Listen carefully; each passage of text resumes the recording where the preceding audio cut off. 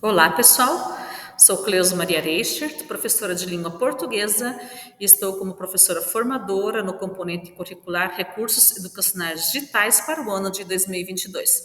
Hoje eu trago uma proposta para o professor formador para o ano de 2023. Nós vamos trabalhar a charge, o poder da leitura e a formação do pensamento crítico via metodologias ativas e recursos digitais.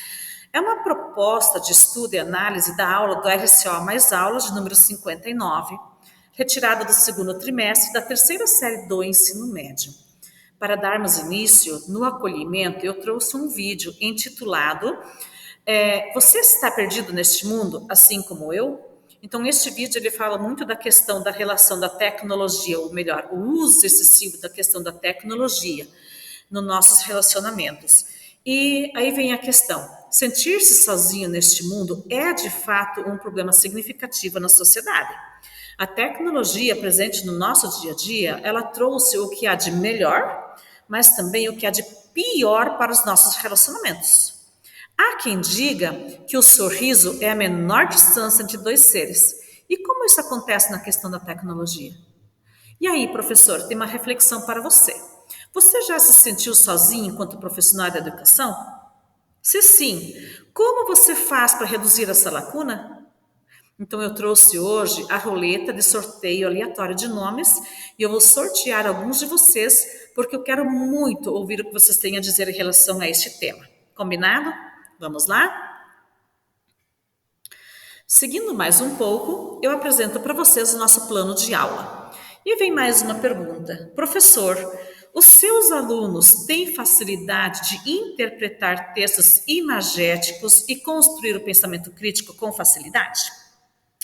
Nós selecionamos a temática da charge tendo em vista a necessidade do trabalho com estudantes para o desenvolvimento das habilidades da leitura e a interpretação do pensamento crítico conforme versa a BNCC. Nós precisamos identificar os elementos de sentido devidos à escolha de imagens estáticas, a sequenciação, sobreposição de imagens, definição de figuras, de fundo, ângulo, profundidade, foco e, é claro, em especial, o que essa imagem tem em relação com o texto escrito. Tudo isso via metodologia ativa entre pares, que é o peer instruction, vindo do inglês, e os recursos digitais. Nós vamos trabalhar o Padlet e o Kahoot neste momento. Para atender essa aula, gente, nós selecionamos os descritores, o D4, pelo qual a gente pretende inferir uma informação implícita de um texto, e o D5, pelo qual a gente pretende interpretar textos com auxílio de materiais gráficos, como acontece com a Shard, por exemplo. Eu tenho um momento de atividade para vocês aqui agora, na verdade são dois momentos, onde nós vamos, em primeira mão, fazer a análise da aula de número 59, do segundo trimestre do RCO mais aulas da terceira série. Nessa aula de 59, nós vamos abordar o gênero charge com a temática o uso excessivo da tecnologia e os relacionamentos sociais. Então, um dos principais problemas da atualidade causado pelo uso excessivo da tecnologia, em especial nas redes sociais, é o distanciamento das relações presentes, o que vem afetando a nossa convivência entre familiares, amigos, entre professores, profissões, né? Com base nessa análise, tanto da charge, do estilo, do gênero textual, como também com o tema abordado, eu quero que vocês, em pares, nos subgrupos, discutam essas duas questões. Que situação está presente na charge? E que problema social está presente? Então, vocês têm alguns minutos para entrarem nos subgrupos já propostos, onde vocês podem analisar.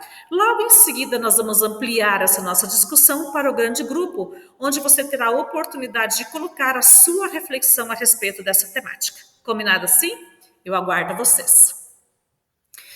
Vamos ampliar nossa discussão então sobre este tema? Então agora é a sua vez, professor. Vamos planejar? Observe algumas charges e escolha uma que servirá de base para a sua apresentação. Eu tenho duas aqui, mas isso não impede que você pegue uma terceira ou outra que você tenha à disposição que você gostaria de abordar, ok? Continuando. Que metodologias nós podemos utilizar para trabalhar essas aulas? Eu trago uma proposta para vocês, que é do peer instruction, entre pares.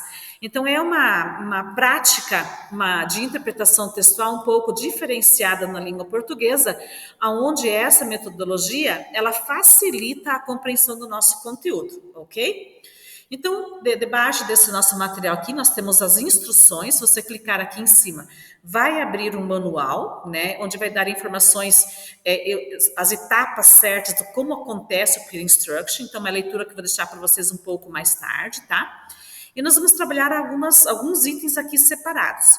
Então, a metodologia aprendizagem por pares, que é o peer instruction em inglês, né? Ela é baseada na centralidade da interação entre os estudantes e na progressão da aprendizagem. Nela, a formação de duplas, que não pode acontecer de forma aleatória. Ela tem que ter um objetivo estipulado pelo professor para que ocorra o compartilhamento de ideias, tá? Assim, permite que os alunos auxiliem uns aos outros na compreensão dos conceitos e na apropriação dos conteúdos. Existem 5 passos a serem seguidos para isso, tá? Então, primeiro, o professor precisa estipular o que é que vai ser aprendido e para que nós estamos aprendendo este conteúdo. Em seguida, ele organiza a turma para que fiquem em duplas e ele faz o acompanhamento via questões que ele estipula para que eles possam discutir o tema proposto. Nesse nosso caso, nós vamos discutir a questão da relação social e o uso excessivo da tecnologia, ok?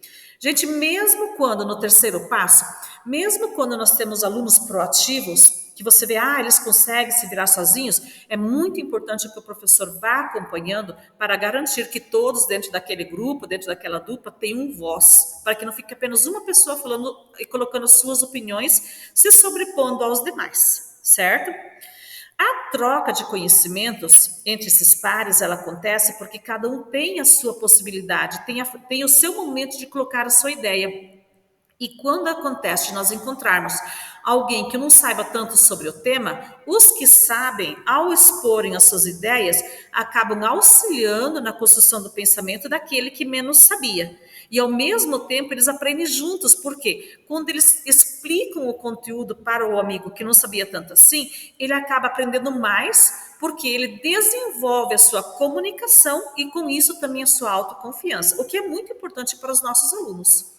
E o quinto e o último passo, gente, é bem interessante, porque após os trabalhos em duplas, é necessário que eles tragam essa reflexão feita para o grande grupo e apresentem para que a gente consiga entender, enquanto professor, o quanto eles conseguiram aprender.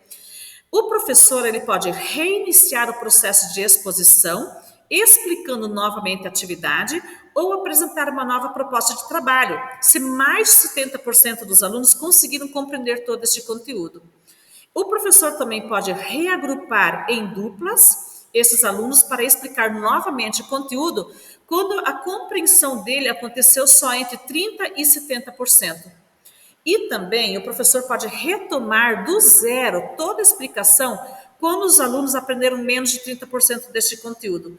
Então, ao os alunos exporem as suas ideias, o professor consegue mensurar o quanto os alunos conseguiram aprender. Isso facilita muito porque você já tem logo uma retomada de conteúdo, onde não fica um tempo muito distante para que o aluno consiga rever e reaprender ou aprender de forma adequada aquele conteúdo proposto, ok? Agora a gente vai trabalhar um pouquinho com os recursos digitais. Então, as plataformas como o Google Formulários, o Wordwall, o Socrative, Kahoot, são alguns dos exemplos de recursos educacionais digitais a serem considerados em consonância com as metodologias ativas. Esse Peer, gente, é muito legal para a gente trabalhar associado a algum recurso. Tá? Então, para facilitar a aplicação do teste conceitual da metodologia entre pares, para o professor entender o quanto o aluno aprendeu ou deixou de aprender, ele pode usar essa ferramenta. Então, nós aqui selecionamos o Kahoot, ok? Seguindo mais um pouco, eu tenho aqui também uma outra atividade, que é o Padlet, que é muito interessante porque nesse Padlet daqui, nós clicamos em cima também do link, ele vai abrir, nós podemos verificar o quanto cada um conseguiu aprender sobre o que é esse peer instruction, né? De que forma ele pode ser aplicado, de que forma ele pode funcionar com os nossos alunos.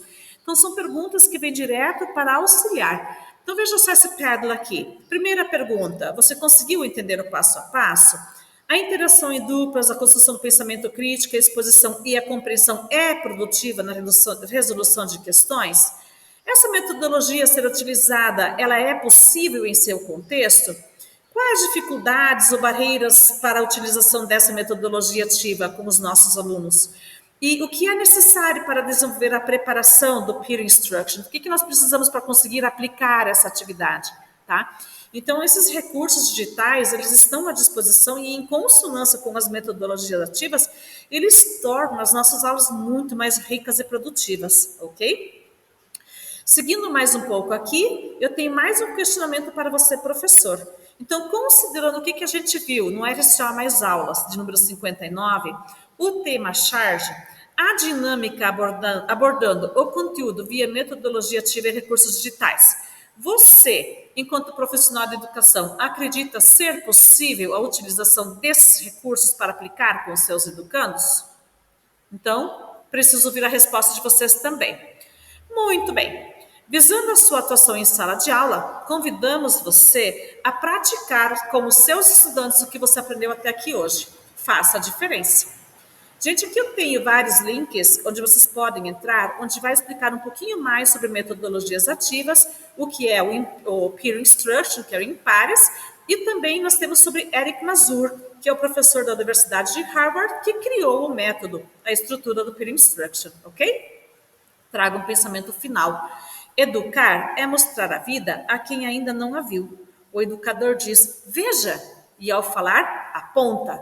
O aluno olha em direção apontada e vê o que nunca viu. Seu mundo se expande, ele fica mais rico interiormente. É o pensamento de Rubens Alves. E eu fico por aqui hoje, agradeço a todos.